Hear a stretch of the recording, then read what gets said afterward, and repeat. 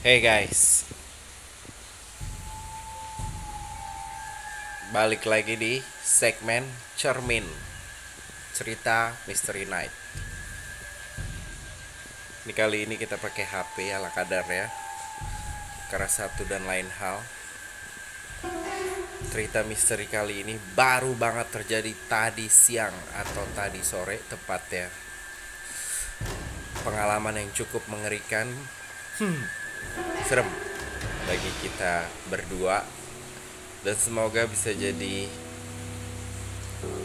pembelajaran buat kalian semua, buat kita juga khususnya. Gue mau cerita sedikit. Hari ini kita pergi ke suatu tempat awalnya. Nah, DP, kan tadi aku janji mau cerita apa yang terjadi hari ini karena kamu nggak sadar apa yang terjadi. Awalnya kita berangkat ke satu tempat, ke titik A kita sebut. Lalu karena tempatnya udah lama nggak ke situ, akunya lupa inget. Tapi perasaan aku nggak sejauh itu.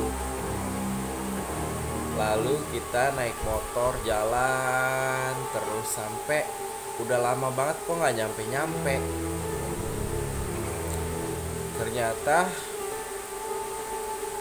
tiba-tiba kita ada di satu jalan yang semakin mengecil dan masuk hutan. Di situ aku udah mulai curiga bahwa kita udah salah jalan dan harus puter balik dan gak bisa diterusin lagi karena aku nggak tahu itu mengarah kemana. Singkat cerita, hari ini DP itu dia didompleng oleh seseorang, atau lebih tepatnya sosok makhluk yang katanya nyasar atau pengen diantar ke tempat tinggalnya. Jadi waktu kita jalan, seharusnya kamu udah belok, tapi entah kenapa kamu nggak belok, kamu lurus terus. Di luar kamu ingat atau enggak, tapi yang pasti aku awalnya juga nggak tahu itu kamu atau bukan, dan ternyata bukan. Setelah kita nyasar itu, aku bilang suruh puter balik. Kebetulan yang nyetir itu DP. Pas puter balik, kita jatuh. Lebih tepatnya kita nyusruk ke sebuah rawa-rawa atau sarang atau apa ya disebutnya. Sebenarnya itu adalah gerbang Sebenarnya gaib sebenarnya. itu Sebenarnya kita tuh ditarik ke gerbang. aku sih merinding sampai kepala nih ya. Ini kebetulan kita take-nya malam Jumat lagi dan lagi hujan rintik-rintik juga. Nah, satu dan lain hal kita bikin video seperti ini karena memang nggak memungkinkan untuk yang proper. Tapi aku mau kasih tahu sama kamu itu bahwa yang kamu nggak ingat adalah, pertama, di saat seharusnya kamu belok ke titik tujuan kita, ada yang dompleng tubuh kamu lalu menyuruh kamu untuk mengarah ke arah yang dia mau, yang notabene-nya itu jauh banget dari titik yang ingin kita tuju. Ibarat titik kita A udah nyampe, kita harus ke titik B yang jaraknya sama kayak kita mau pulang sebenarnya.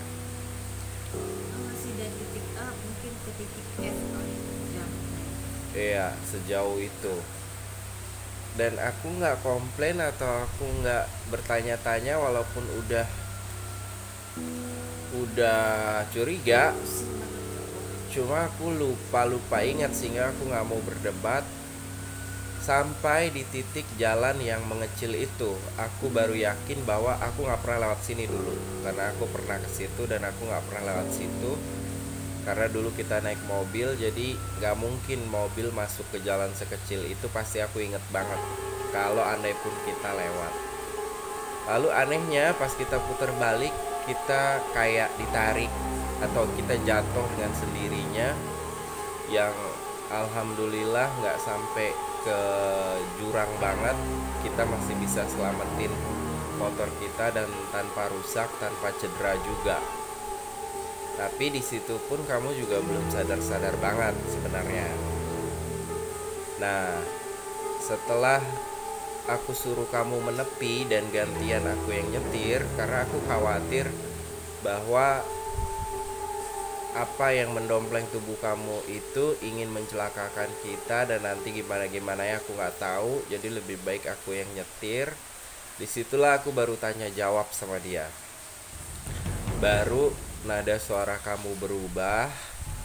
Aku tanya jawab sama dia. Ternyata dia pengen dianterin pulang, dan dia lagi nunggu seseorang yang emang bisa kayak kamu, supaya dia bisa dianterin pulang. Tapi cerita di balik itu, dia adalah korban pembantaian dulunya di tahun-tahun 80-an. Umurnya masih SMP, jadi masih kecil, masih ABG lah. Dia dibilang dibantai sama keluarganya di salah satu bukit, yang nama bukitnya adalah Bukit Soeharto. Nah, itu yang kamu nggak tahu. Tapi sedikit banyak aku udah denger semua yang dia ceritakan, sampai kita balik lagi ke titik yang ingin kita tuju, yaitu kita balik lagi ke titik A. Di situ, oh iya, sampai makanan kita, bekal yang kita bawa itu jatuh, dan akhirnya dibuang sama dia supaya makhluk-makhluk lain katanya nggak ngikutin kita dan mencelakakan kita. Apa benar? Iya,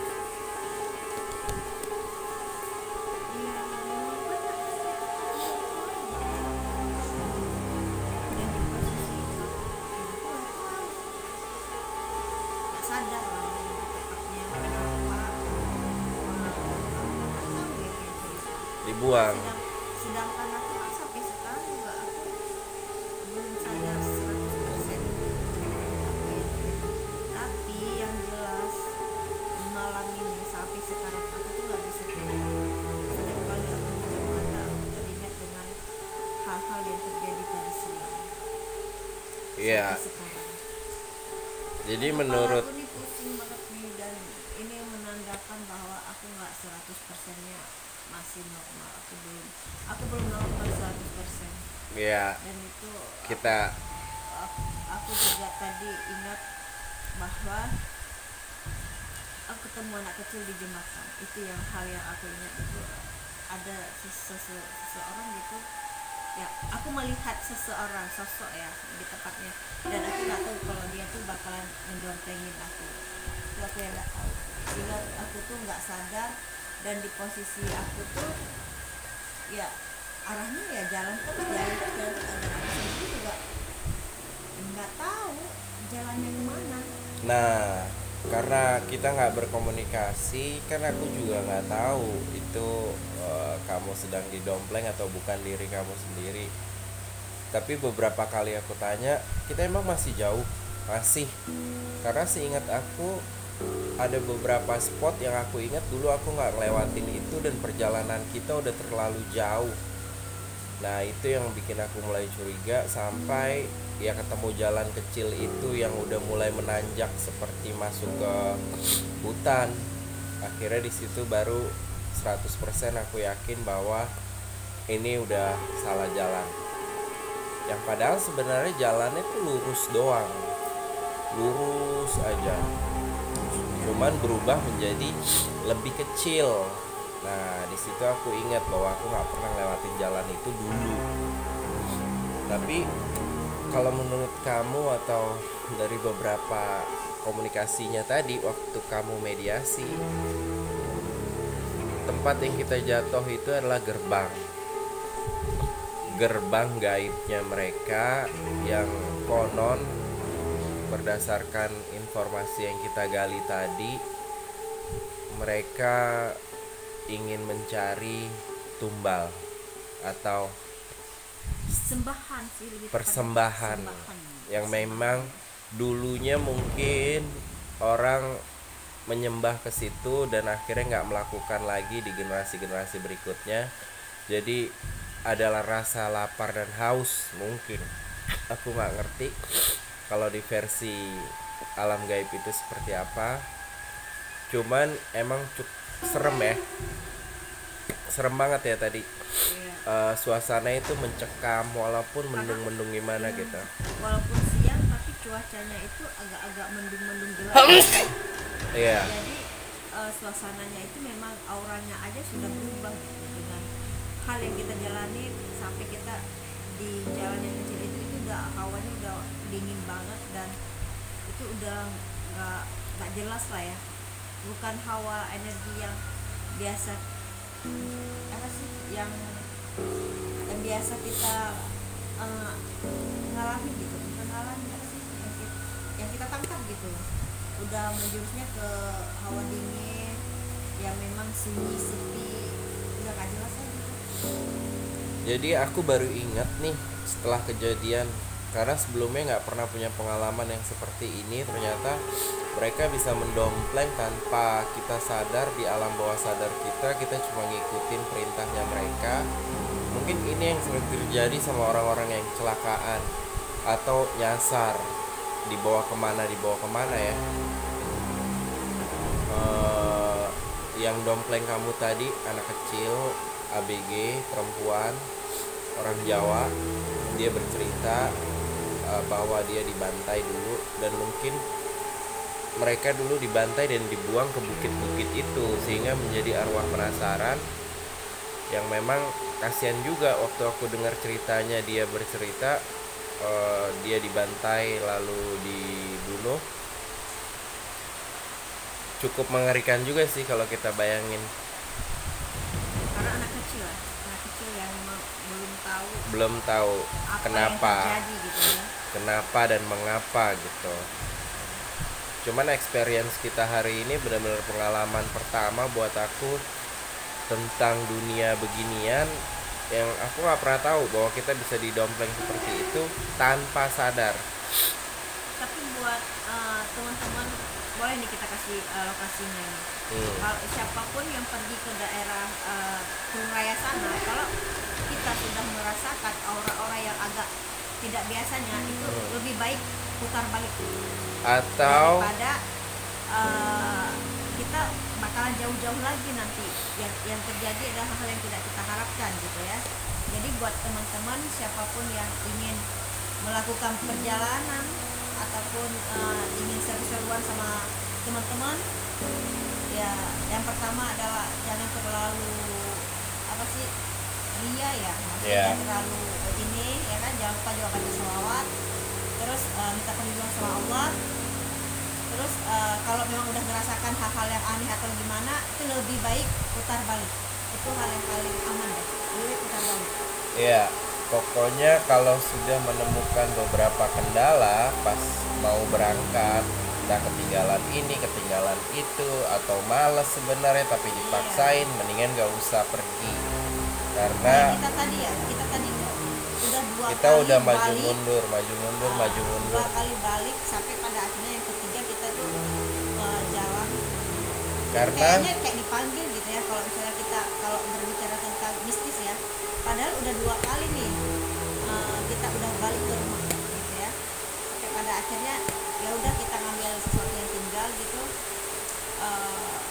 kita lanjutin perjalanan dan ya gitu deh, yang kita nggak tahu bakalan kejadiannya seperti ini. dan mereka mengincar orang-orang baru, orang-orang yang tidak familiar dengan daerah tersebut. Jadi emang orang baru. Kalau orang yang tinggal di situ dia udah biasa. dan sudah saling mengenal mungkin. Tapi ini orang-orang pendatang lah yang jarang ke situ, sebulan belum tentu sekali. Jadi kalau kalian mau lewat situ untuk nyari jalan pintas biar lebih cepat, mendingan kalau sendirian jangan, berdua jangan, minimal 4 orang, 6 orang, 3 motor, 4 motor. Bahkan mobil aja nggak bisa dibilang aman karena tergantung situasi kondisinya. Kadang mungkin hujan, kadang mungkin cuaca juga mempengaruhi ya keluar masuknya mereka ya. Iya. Karena ada cuaca yang dalam tanda petik adem. Nah itu ibarat portal untuk mereka bisa keluar masuk ke alamnya kita dan mempengaruhi pikiran kita ke arah yang mereka mau. Dan kalau di perjalanan salah satu daripada teman kita itu yang marah-marah ya gak tentu Iya. emosi, Itu juga harus diredam. Diredam gitu ya. Mereka ataupun kita harus tahu itu bahwa oh ini bukan dia, memang sesuatu yang dibikin seolah-olah kita itu berantem gitu, supaya emosi yang kita keluarkan itu lebih cepat untuk mereka merasuki kita. usahakan jangan emosi apapun yang terjadi. Iya. Karena mereka mudah mempengaruhi atau masuk di saat kita emosi atau marah-marah ke satu sama lain. Iya, lebih baik kita tuh saling mendukung. Misalnya dalam perjalanan, terus tiba-tiba entah kita meleset ataupun kita remnya ini atau gimana mana ataupun kita jatuh, itu lebih baik kita saling mendukung Dan jangan dibicarakan. Gak usah dibahas, tapi lebih baik diam, saling mendukung. Ayo kita bisa, ayo kita balik atau apa. Iya. Tapi jangan dibalas dengan gara-gara kamu atau apa, itu jangan sesekali kamu Karena mengeluarkan emosi tersebut. konflik itu akan menimbulkan kejadian-kejadian yang kita tidak inginkan berdasarkan kontrol diri kita yang udah gak stabil, yang padahal notabene-nya udah bukan kita sebenarnya, tapi sudah dirasuki oleh makhluk-makhluk tersebut demi keinginan yang mereka mau atau arah yang mereka inginkan. Wallahu alam. Tapi yang terjadi hari ini sama kita berdua persis kayak gitu. Dan yang terjadi, dan ketika kita, seingat aku ya, tadi waktu ketika kita jatuh itu kayak ada suara-suara yang apa sih, kayak jeritan gitu ya, yang suara yang kayak gitu deh. Tapi kalau kita lihat seputaran kita itu kayaknya nggak ada binatang dan nggak ada juga burung gitu. Ya, itu tapi sih. kita ngedengerin suara itu kayak ada orang yang jerit atau sejenisnya lah gitu ya, yang kayak gitu deh. Itu sih kayak ini, kayak suara-suara jangkrik gitu sih tadi sebenarnya. Tapi bukan, ada dua, yang satu kan suara jangkrik sebelah sana, ini yang sebelah sini kan.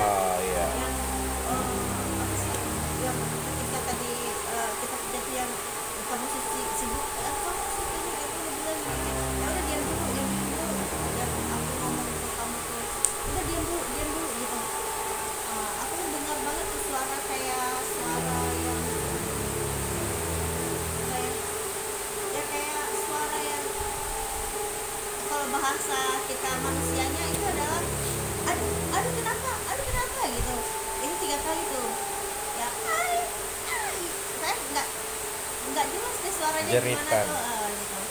Tapi ya di posisi itu aku antara sadar dan nggak sadar ya, karena di posisi aku sendiri juga aku masih bingung kenapa di sini, kenapa ke sini, karena itu posisinya udah mendaki bukit ya gitu ya. Iya, jadi Posisinya itu kita tuh udah posisi mendaki gitu. Jadi itu pertama kalinya aku juga belum sadar 100% bahwa ternyata kamu didompleng sama makhluk tersebut. Aku masih kesel, sebel, masih nyalain kamu juga ngapain sampai harus kesini. Tapi kamu belum bisa jelasin apa-apa, kamu cuma nyuruh aku diam. Sampai jujur perasaan aku tadi takut antara kendaraan kita rusak dan kita nggak bisa balik karena jauh dari mana-mana. Lalu yang kedua kita cedera, lalu kita nggak bisa balik juga. Makanya aku buru-buru menyelamatkan kendaraan yang masuk ke parit itu untuk kita pergi dulu dari situ. Di perjalanan setelah aku berkomunikasi sama makhluk tersebut, baru aku tahu bahwa oh ternyata kamu juga nggak sadar dibawa ke sini dan didompleng dengan cara seperti itu. Di situ aku baru merasa menyesal dan minta maaf sama kamu, udah marah-marah. Andai aku tahu dari awal, sampai aku bilang sama dia, coba kamu kasih tahu, mungkin beneran aku anterin atau aku bisa anterin pakai cara lain. Terus dia bilang nggak mungkin lah mau dianterin kalau dikasih tahu, gitu-gitu. Aku banyak cerita sama dia tadi seperjalanan pulang, balik lagi ke titik tujuan yang ingin kita tuju, yang notabene-nya adalah pantai ujung Bate itu. Dia naik di situ. Yang tadinya kamu sebenarnya dia bilang udah mau belok ke kiri, tapi dia bilang terus saja, depan lagi gitu, sampai jauh banget. Tapi ini pengalaman real banget ya, real banget. Ini benar-benar pengalaman pribadi banget, yang baru banget kejadian tadi. Dan hawa takutnya tuh rasanya mungkin masih ada di DP, walaupun di aku menjadi sebuah pembelajaran gitu ya. Pokoknya Yang jujur, aku sebenarnya pengen nih kalau dia sekarang ini bisa masuk. Aku pengen nanya, aku pengen komunikasi apa yang sebenarnya terjadi dan apa yang diinginkan, dan harus seperti apa tadi yang mereka mau. jujur nggak tahu deh, aku juga masih pusing banget karena tuh kayaknya aku istirahat juga untuk menetralkan diri aku sendiri. Ya pokoknya buat teman-teman itu ya pesannya, kalau emang nggak perlu mendingan nggak usah lewat jalur itu, karena ya jalur Apalagi kalau berdua ya. ya kalau Itu berdua, mending cari tempat lain deh, nggak usah ke situ gitu. walaupun ini soal kepercayaan masing-masing ya, wallahu alam, Ya, tapi menurut keyakinan masing-masing, kalau emang rasanya udah aneh-aneh atau kejadiannya udah aneh-aneh, lebih baik mendingan ngapain deh karena diurungkan niatnya untuk melewati jalan tersebut. Nauzubillah min zalik. Amit-amit kita nggak tahu apa yang terjadi di atas bukit itu, nggak ada yang tahu juga. orang juga sulit kayaknya Gitu. ya aksesnya untuk mencari keberadaan kita ya. Susah, Andai kita masuk ke jalur itu ya. susah banget, susah. Dan Aku mungkin kita belum tentu bisa balik juga, nggak tahu juga. ya kan aku juga nggak baliknya tahu gitu. itu tembusannya kemana. Di luar kamu sendiri juga bukan orang di sini ya. Maksudnya Bukan. sama sekali belum pernah dan nggak tahu juga, masih meraba gitu ya. Sama sekali. Nah kayak itu yang aku takutkan. Dan sinyalnya juga nggak ada. Itu dia Jadi ya. boro-boro kita minta tolong sama orang, sinyalnya aja nggak ada. Nggak ada. Mudah-mudahan sih jadi pembelajaran bagi kita semua. Cuman yang pasti cerita misteri kali ini benar-benar real time banget, baru banget terjadi tadi sore, dan ini kebetulan malam Jumat Ya nanti kamu dengan kamu hujan kan tadi gerimis. punya gambar itu yang si anak itu, nanti bisa deh di di sini Iya. supaya teman-teman juga tahu bahwa ini loh sosoknya. Iya. Gitu. Jadi sampai itu makanan kita dibuang sama dia bilang kalau aku nggak buang ntar mereka ngikutin kalian dan mencelakakan kalian lagi. Bahkan karena itu sepanjang laut, ya macam-macam lah, hampir semua makhluk gaib itu ada di laut. So teman-teman,